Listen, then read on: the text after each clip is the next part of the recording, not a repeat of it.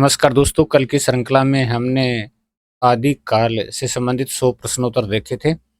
और चलिए दोस्तों, बिना समय गंवाए आगे की श्रृंखला को बढ़ाते हैं और 101 से लेकर आगे के प्रश्न देखते हैं। मुनि जिनविजय ने भरतेश्वर बाहुबली रास को जैन साहित्य की रास परंपरा का प्रथम ग्रंथ माना है। तो जैन साहित्य की रास परंपरा का प्रथम ग्रंथ भरतेश्वर बाहुबली रास को माना है और मानने वाले हैं मुनि जिनविजय। नेक्स्ट है, रेवंत गिरिराज नामक प्रसिद्ध जैन ग्रंथ के रचनाकार विजय सेन सूर्य हैं। तो रेवंत गिरिराज की रचना किसने की? विजय सेन सूर्य ने। नेमिनाथ रास ग्रंथ के रचनाकार सुमति गणी है, यानी नेमिनाथ रास ग्रंथ के रचयिता कौन है? सुमति गणी, जिसमें नेमिनाथ के चरित्र का वर्णन मिलता है। तो नेमिनाथ का जो चरित्र है उसको प्रकट किया गया है, उल्लेख किया गया है। कछुली रास नामक लघु आदिकालीन कृति के रचनाकार प्रज्ञा तिलक माने जाते हैं। तो कछुली तिलक रचना है, उसके रचनाकार कौन है? प्रज्ञा तिलक। गए सुकुमार रास के रचयिता देलन कवि हैं। देलन कवि, ध्यान रखना, गए सुकुमार रास और इसके रचनाकार देलन कवि, जिसमें जैन धर्म के सिद्धांतों का प्रतिपादन किया गया है। ठीक है। नेक्स्ट, अपभ्रंश भाषा के प्रथम ऐतिहासिक व्याकरण के लेखक आचार्य हेमचंद्र हैं। तो अपभ्रंश भाषा के प्रथम ऐतिहासिक व्याकरण के लेखक कौन है? आचार्य हेमचंद्र। कुमारपाल चरित नामक काव्य ग्रंथ के रचनाकार भी प्रसिद्ध मुनि हेमचंद्र ही हैं। कुमारपाल प्रतिबोध अलग है, कुमारपाल चरित्र अलग है। देसी नाममाला नामक शब्दकोश ग्रंथ की रचना आचार्य हेमचंद्र द्वारा की गई थी। ठीक है। छंदोनुशासन नामक पिंगल ग्रंथ के रचयिता जैन कवि विद्वान हेमचंद्र हैं। तो ये हेमचंद्र की रचनाएं आ रही हैं हमारे सामने। स्वयंभू को अपभ्रंश का प्रथम महाकवि स्वीकार किया जाता है। तो स्वयंभू को अपभ्रंश का क्या है? प्रथम महान कवि स्वीकार किया जाता है। स्वयंभू छंदस नामक ग्रंथ में अपभ्रंश के छंदों का विस्तृत विवेचन स्वयंभू ने किया है। तो स्वयंभू छंदस नाम की जो रचना है उसमें अपभ्रंश के छंदों का विस्तृत रूप से वर्णन किसने किया है? स्वयंभू ने किया है। ऋठनेमि चरियो नामक ग्रंथ के रचयिता कौन है? स्वयंभू हैं। ऋठनेमि चरियो, चरियो का अर्थ होता है चरित्र, जिसमें कृष्ण कथा को आधार बनाया गया है। पुष्यप दंत प्रारंभ में शैव मतावलंबी थे, परंतु बाद में अपने आश्रयदाता के प्रभाव में आकर के जैन बन गए। तो पहले शैव मत को मानते थे और फिर अपने आश्रयदाता के प्रभाव में आए और जैन बन गए। पुष्यप दंत को हिंदी का भवभूति कहने वाले विद्वान डॉक्टर भयाणी है। डॉक्टर भयाणी ने पुष्यप दंत को हिंदी का भवभूति कहा था।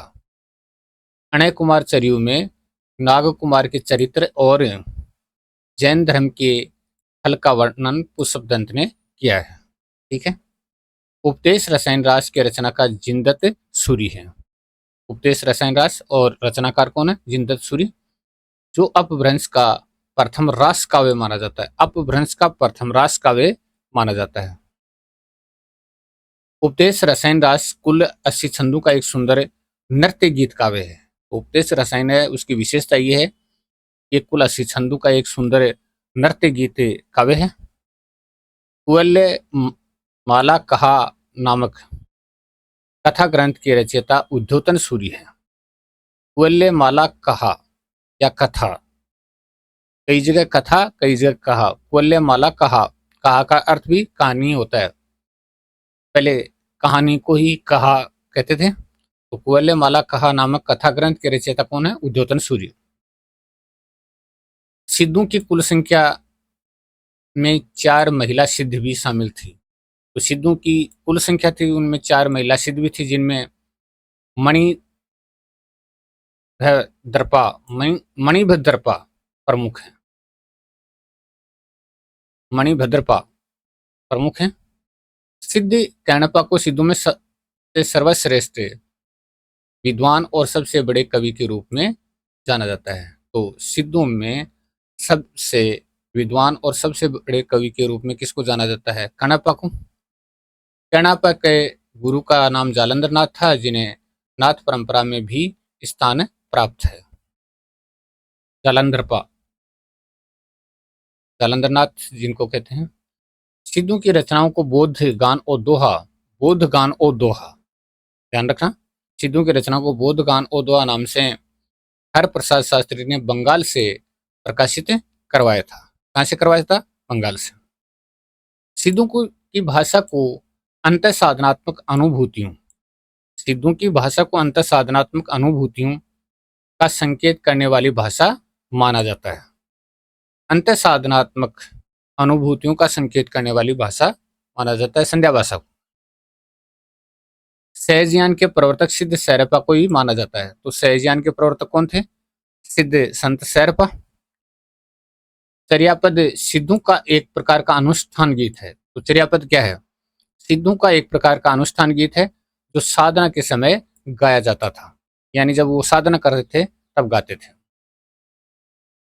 चर्यापद ग्रंथ के रचनाकार प्रसिद्ध सिद्ध कवि सबरपा माने जाते हैं। और वैसे देखा जाए तो दोस्तों चर्यापद नाम की बहुत सारी रचनाएं हैं, लेकिन प्रसिद्ध चर्यापद अगर देखा जाए तो कवि सबरपा की है।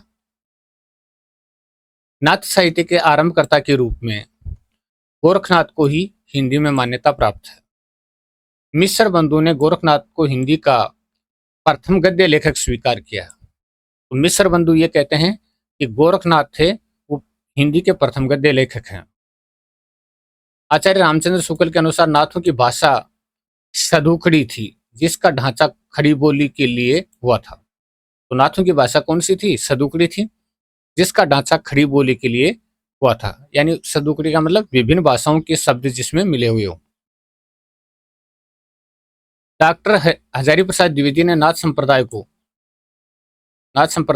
अवधूत संप्रदाय या योग संप्रदाय नाम भी दिया है। तो डॉक्टर हजारी प्रसाद द्विवेदी ने नाथ संप्रदाय को अवधूत संप्रदाय या योग संप्रदाय नाम दिया है। गोरख जगायो जोगु भक्ति भगायो भोग लोग, ये प्रसिद्ध पंक्ति गोस्वामी तुलसीदास की है। गोरख जगायो जोगु भक्ति भगायो, ये प्रसिद्ध पंक्ति किन की है? गोस्वामी तुलसीदास जी की है। नौलख पात्री आगे नाचे पीछे सहज अखाड़ा, नौलख पात्री आगे नाचे पीछे सहज अखाड़ा, ये प्रसिद्ध काव्य पंक्ति गुरु गोरखनाथ की है। ये कुछ पंक्तियां पूछ ली जाती हैं कभी कभी। ज्ञान तिलक और आत्मबोध नामक लघु गद्य पद्य रचनाओं के लेखक गोरखनाथ हैं। यानी गद्य पद्य मिली जुली रचनाएं हैं ये, और दोनों रचनाओं के नाम, एक का नाम ज्ञानबोध है और दूसरी का नाम है आत्मबोध।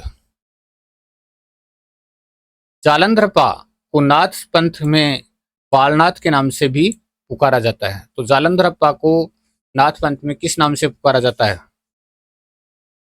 बालनाथ के रूप में। चौरंगीनाथ को नाथ साहित्य में पूर्ण भगत के नाम से भी प्रसिद्धि मिली है। चौरंगीनाथ और इनको पूर्ण भगत के नाम से भी प्रसिद्धि मिली थी। पृथ्वीराज रासो की प्रामाणिकता को लेकर, सॉरी माफ कीजिएगा, पृथ्वीराज रासो की प्रामाणिकता को लेकर डॉक्टर दशरथ शर्मा इसे मूलतः प्रामाणिक और बाद में प्रक्षिप्त मानते हैं। मूलतः प्रामाणिक मानते हैं और बाद में प्रक्षिप्त मानते हैं। मुनि जिन विजय ने पृथ्वीराज रासो के कुछ अंशों को पुरातन प्रबंध संग्रह में सुरक्षित पाया था। पुरातन प्रबंध संग्रह में सुरक्षित पाया था कुछ अंशों को। पृथ्वीराज रासो में वीर रस अंगिरस है और श्रृंगार रस उसका सहयोगी बनकर आया है। तो मुख्य रस क्या है? वीर रस है, और श्रृंगार रस क्या है? सहयोगी रस है।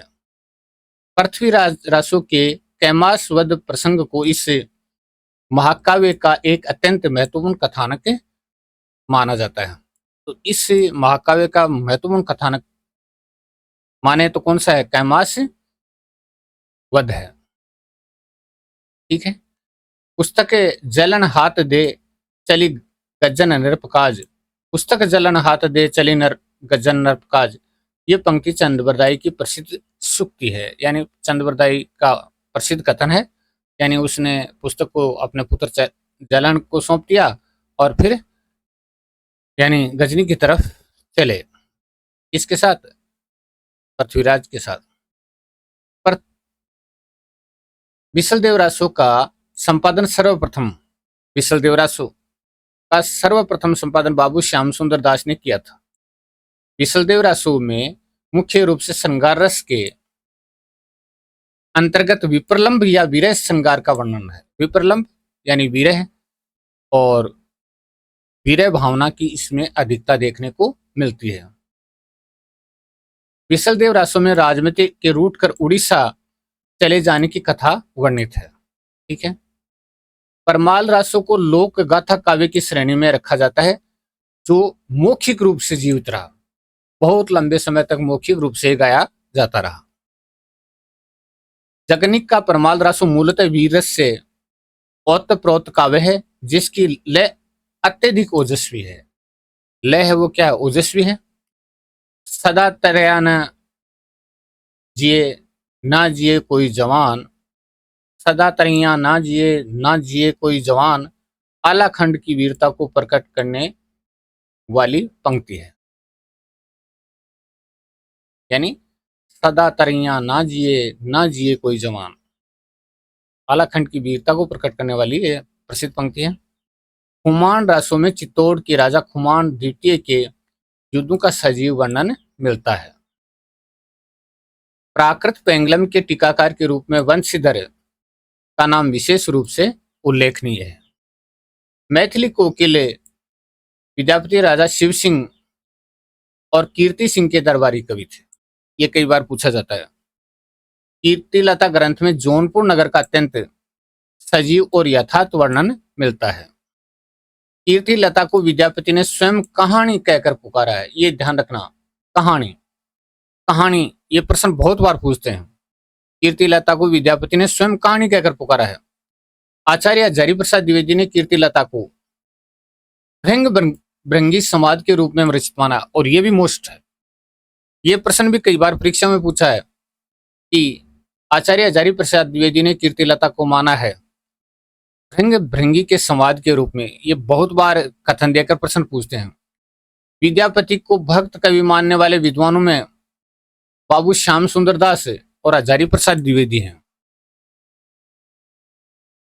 ठीक है ना। विद्यापति को विशुद्ध श्रृंगार कवि मानने वाले विद्वानों में आचार्य रामचंद्र शुक्ल सर्वप्रमुख है। तो भक्त तो मानते हैं। उपरोक्त प्रश्न वाल में हमने दो साहित्यकारों को देखा, लेकिन आचार्य रामचंद्र शुक्ल जी कहते हैं कि ये विशुद्ध श्रृंगारी कवि थे।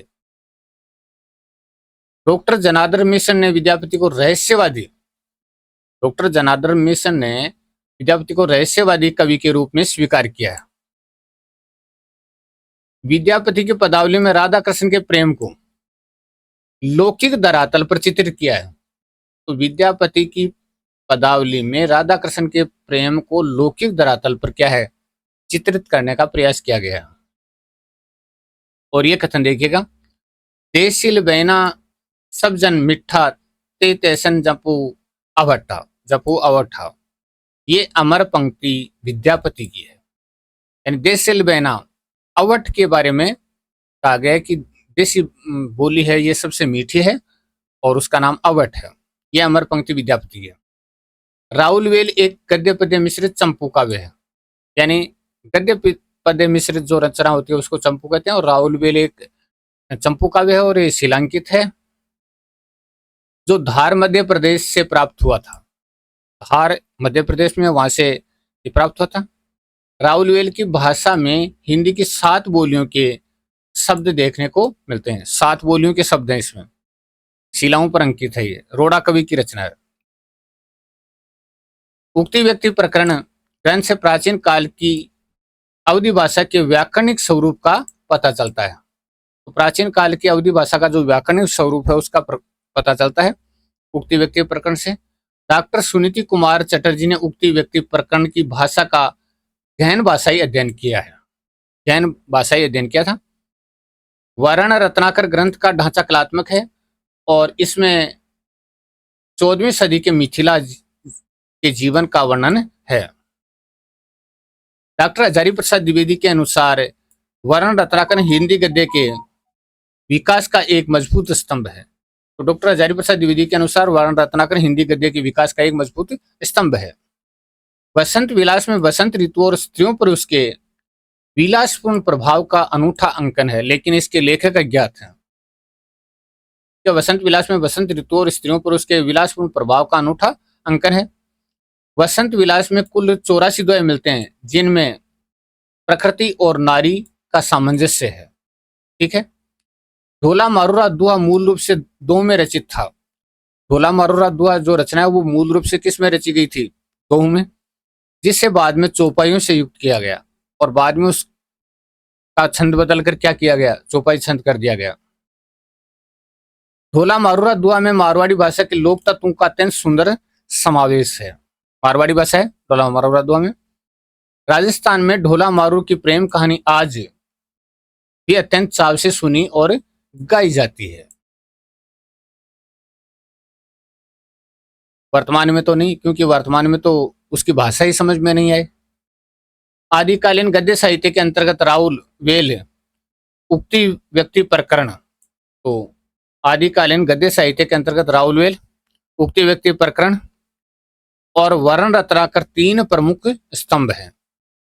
ये तीनों रचनाएं बहुत महत्वपूर्ण हैं। आदिकाल में नीति पर कवियों की रचना भी जैन कवियों द्वारा प्रचुर मात्रा में की गई थी। अपभ्रंश साहित्य में दोहा छंद का प्रयोग सबसे पहले जोइंदू की रचनाओं में मिलता है। तो अपभ्रंश साहित्य में दोहा छंद का प्रयोग सबसे पहले जोइंदू की रचनाओं में देखने को मिलता है। आदिकाल की वीरगाथात्मक प्रवृत्तियों के पीछे देश पर होने वाले विदेशी आक्रमण मुख्य रूप से कारण थे। रासु ग्रंथों की प्रामाणिकता संदेहास्पद होने का कारण उनमें सदियों बाद जोड़े गए प्रक्षिप्त अंश हैं। यानी प्रामाणिकता पर संदेह क्यों किया जाता है? क्योंकि उनमें सदियों बाद क्या है, कुछ प्रक्षिप्त अंश जोड़ दिए गए। आदिकालीन कवियों ने युद्ध का अत्यंत सजीव वर्णन किया क्योंकि वे स्वयं तलवार के धनी और सैनिक थे। आदिकालीन राजा केवल अपने छोटे राज्यों को ही राष्ट्र मानते थे। सिद्धों की तंत्र मंत्र और वामाचार की विकृतियों के विरोध में ही नाथों के सीमित जीवन का उदय हुआ था। ठीक है। नाथ साहित्य ने बाह्य आडंबरों, जाति पाति के भेदों का कड़ा विरोध किया था। तो बाह्य आडंबरों का और जाति पाति के भेदों का कड़ा विरोध किया था नाथ साहित्य ने। रामचंद्र शुक्ल ने आदिकाल को अनिर्दिष्ट लोक प्रवृत्ति का युग भी कहा है। अनिर्दिष्ट लोक प्रवृत्ति का युग भी कहा क्योंकि प्रवृत्तियां स्पष्ट नहीं थी। अपभ्रंश का चरित्र काव्य मुख्य रूप से चरित काव्य मुख्य रूप से कड़वकबद्ध शैली में लिखा गया है। कड़वकबद्ध में 7 चौपाइयों के बाद एक दोहा। ठीक है ना। कड़वकबद्ध शैली में लिखा गया है। कड़वकबद्ध शैली का अर्थ है निश्चित संख्या में चौपाइयों के बाद एक दोहा। यानी निश्चित संख्या में चौपाइयों के बाद एक दोहा है, उसको क्या कहते हैं? कड़वकबद्ध।